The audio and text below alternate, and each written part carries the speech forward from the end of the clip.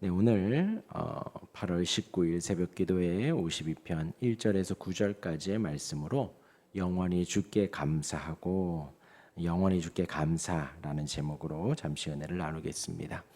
오늘 52편이 시작을 하면서 에돔이 도액이 사울에게 이르되 다윗이 아히멜렉의 집에 왔다고 그에게 말하던 때에 라는 이제 표제가 있습니다.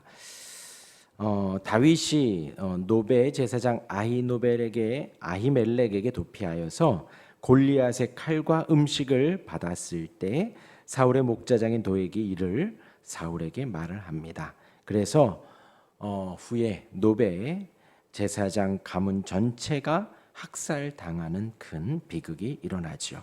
이로 인해서 백성들은 다윗에게 그 어떤 도움도 주지 못하고 공포가 그 백성들에게 심겨집니다. 그러니까 다윗의 입장에서는 사명이 막힌 것이지요. 어떤 도움의 손길도 전혀 오지 않는 상황인 것입니다. 하나님을 의지하고 또 위로를 얻고 대적들의 그러한 죄악과 또한 오만함, 거룩한 믿음의 저항을 선포하는 시입니다. 그렇게 주변에서 압박이 들어오고 다윗은 하나님을 향한 이제 거룩한 믿음의 저항을 하는 것이죠. 다시 한번 이제 1절부터 보면요. 포악한 자여 내가 어찌하여 악한 계획을 스스로 자랑하는가. 하나님의 인자하심은 항상 있도다 합니다. 여기서 포악한 자라고 하면 그 의미가 영웅이나 전사를 의미합니다. 이들은 자신의 사악함을 자랑하지요. 자신들이 한 그 악한 일에 있어서 영웅과 또 전사와 같이 본인들이 마음을 먹는다라는 것입니다. 사울 정부 내에서 막강한 권세를 가지고 힘을 휘두르는 도액이 그러하지요. 그는 분명 악한 일을 했습니다. 악한 꾀를 냈습니다. 그럼에도 불구하고 그렇게 자신이 영웅처럼 전사자처럼 말을 한다라는 것입니다. 그렇게 악한 꾀를 내며 살아가는 이들이 하나 빼먹고 있는 게 무엇이냐? 하나님의 섭리와 하나님의 사랑을 무시하는 것입니다. 하나님의 사랑을, 하나님의 인자하심을, 하나님의 공의를 무시하며 자신의 악행을 서슴없이 실행을 하는 것입니다. 지금도 마찬가지입니다. 악인들은 자신이 하나님인 양 큰 소리로 떠들고 있습니다. 자신이 하는 일이 영웅이나 전사, 큰 포악을 행하면서도 자신은 마땅한 일을 했다라고 의기양양하는 것이지요. 교만하기 때문에 그렇습니다. 자신이 인생을 좌지우지할 수 있다고 생각하는 것이지요. 그렇다라는 것은 하나님의 뜻보다도 자신의 뜻이 더 우위에 있다고 믿는 이들입니다. 그러나 하나님의 사랑은 항상 있습니다. 하나님의 인자하심은 여전히 그 자리에 있습니다. 저와 여러분들이 날마다 해야 할 일은 바로 그것입니다. 우리의 악함을, 우리의 교만함을 뒤로하고 하나님 사랑을 향하여 우리의 마음을 향하는 것입니다. 매일매일 바라봐야 하는 것이 그 사랑입니다. 매일매일 묵상해야 할 것이 우리를 구원하신 그 사랑입니다. 이어서 2절입니다. 내 혀가 심한 악을 꾀하여 날카로운 삭도같이 간사를 행하는도다 합니다. 이 구절은 이제 무서운 말들 투성이지요. 심한 악이라고 하면 파괴하는 도구를 말합니다. 위협을 말합니다. 협박하는 거예요. 날카로운 삭도라고 하면 되게 예리한 면도칼 같은 것을 말을 합니다. 칼이 날카로우면 무엇이든지 부드럽게 깎지요, 베지요. 그 모습을 지금 2절은 그리고 있습니다. 다윗은 하나님의 시선 속에서, 하나님의 관점 속에서 정죄받을 낱낱한 그 죄상을 낱낱이 진술하고 있는 것입니다. 은밀하고 미세하게 균열을 내고 침투하여서 순식간에 파멸시키는 그 악한 그들의 모습들. 내 혀가 그 심한 악을 꾀하고 있구나. 날카로운 삭도 같구나. 그렇죠? 도액이 무슨 일을 했는지 우리가 알 수 있지요. 이어서 3절입니다. 내가 전보다 악을 사랑하며 의를 말함보다 거짓을 말하는도다라고 이야기를 합니다. 거짓을 사랑하는도다라고 합니다. 악한 이들이 사랑하는 것, 우리가 사랑할 수 있는 것은 둘 중에 하나입니다. 의를 사랑할지 악을 사랑할지, 하나님을 사랑할지 세상을 사랑할지입니다. 그리고 여기에서 사랑하는도다의 의미가 그냥 단순히 좋아하는 것을 넘어서서 고의적으로 추구하는 것을 말을 합니다. 둘 중에서 고르면서 악보다 선을, 악보다 의와 진리와 참된 것보다 악을 더, 거짓말을 더 내가 고의적으로 선택하고 사랑하는 것입니다. 여기서 보십시오. 선과 의가 무엇인가요? 하나님의 특징입니다.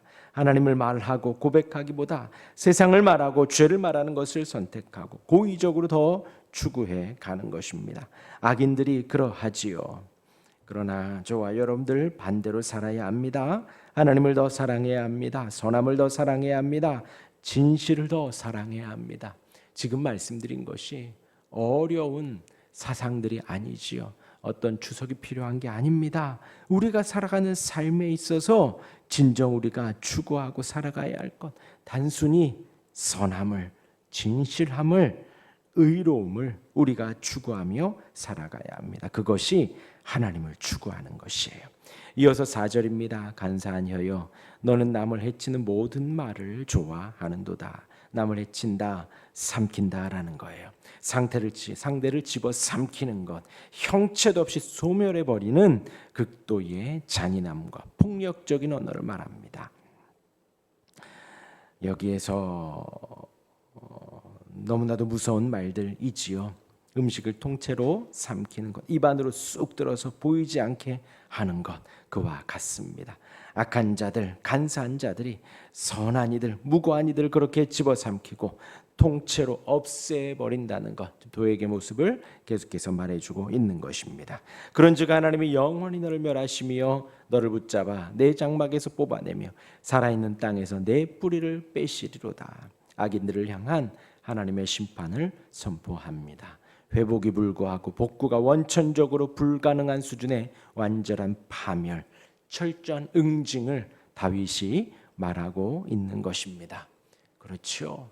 하나님을 쫓으며 하나님을 사랑하며 살아가는 것, 그 이유 하나뿐인데 다윗이, 그런데 그러한 다윗을 공격하고 그러한 다윗을 지금 음해하고 다 주변에 있는 모든 원조를 끊어내려고 하는 그러한 악한 이들의 모습, 하나님이 영원히 멸하시고 내 장막에서 뽑아낼 거다. 살아있는 땅에서 내 뿌리를 빼시리로다. 여러분, 이러한 심판을 우리는 가끔 보아야 하지요. 왜일까요? 왜일까요? 저와 우리가 하나님을 따르며 위로를 얻는 것입니다. 하나님을 선택하는 그 길을 다시 한번 다짐하는 것입니다. 우리는 악한 길로 가지 말아야지, 죄악의 길로 가지 말아야지 하고 우리가 또 한번 다짐하는 거예요.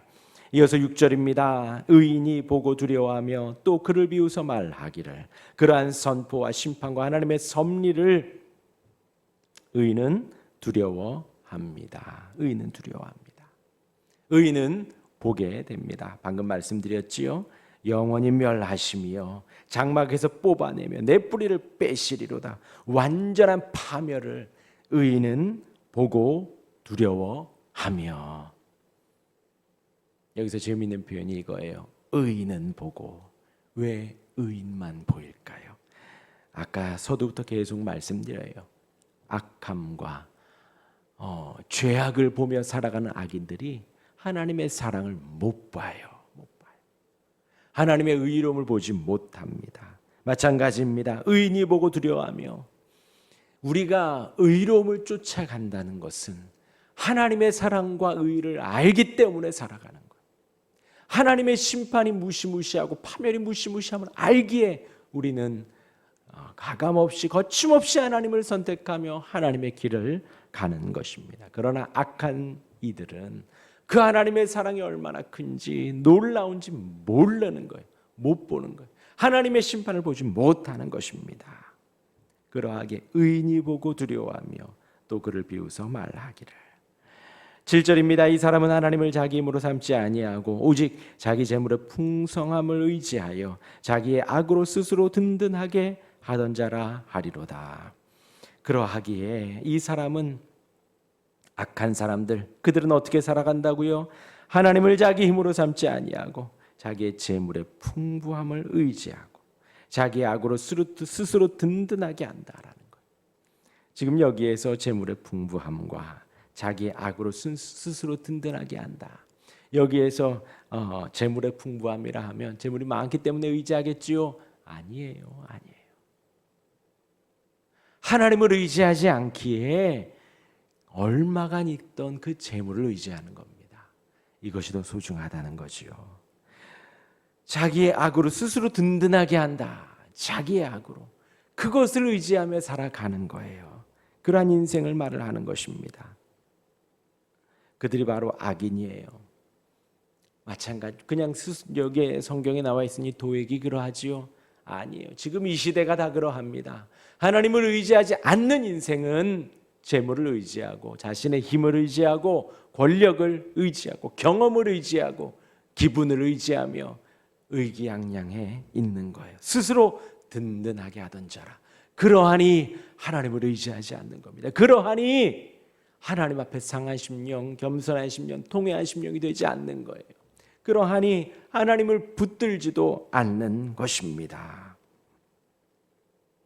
하나님 외에는 없습니다. 하나님만 의지해야 하지요.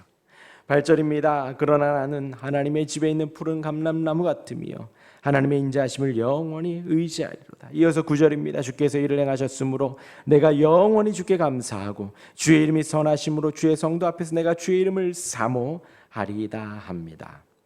다윗이 그러한 사방이 막힌 상황 속에서 지금 이제 자신의 믿음의 고백을 하고 있습니다. 그러나 나는 하나님의 집에 있는 푸른 감람나무 같으며 하나님의 인자하심을 영원히 의지하리로다. 그러한 자신의 힘을 의지하지 않고 물질을 의지하지 않고 재물을 의지하지 않고 하나님을 영원히 의지하리로다. 여기에서 감람나무가 생명력이 되게 대단하다 그래요. 가혹한 건기와 가뭄 속에서도 수액과 신선한 기름을 마르지 않게 감람나무가 뿜어낸다고 합니다. 하나님을 의지하는 자들의 삶인 거예요. 다윗은 하나님을 의지합니다. 하나님의 인자와 사랑을 끊임없이 변함없이 날마다 고백합니다.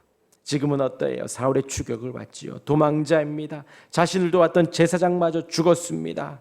그의 모습은 모든 가지가 꺾이고 뿌리마저 뽑힌 것 같은 그런 황량한 모습입니다. 그러나 다윗이 고백하기를 그러하지만 황량하지만 나는 예루살렘에 심겨진 푸른 감람나무, 어떠한 환경에서도 신선한 기름과 열매를 맺는 감람나무 열매와 같다라는 거예요. 그것이 바로 하나님을 의지하는 성도의 고백입니다. 하나님의 사랑의 증거입니다. 그리고 이어서 주께서 이렇게 행해 주셨으므로 이를 행하셨으므로 내가 영원히 주께 감사하고.